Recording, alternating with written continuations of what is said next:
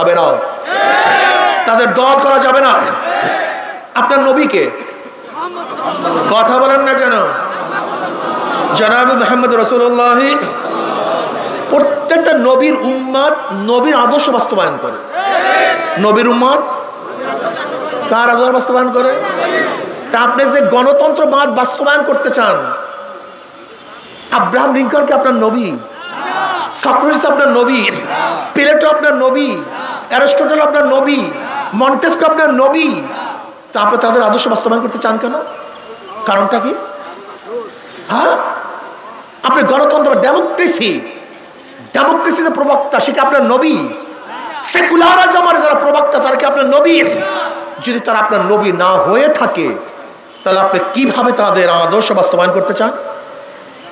না, আমার নবী জনাব মুহাম্মদ রাসূলুল্লাহ সাল্লাল্লাহু আলাইহি ওয়াসাল্লাম, আমি তার উম্মত। আমি আমার নবীর আদর্শ এবং নীতির বাহিরে কারোর নীতি আদর্শ বাস্তবায়ন করতে পারি না।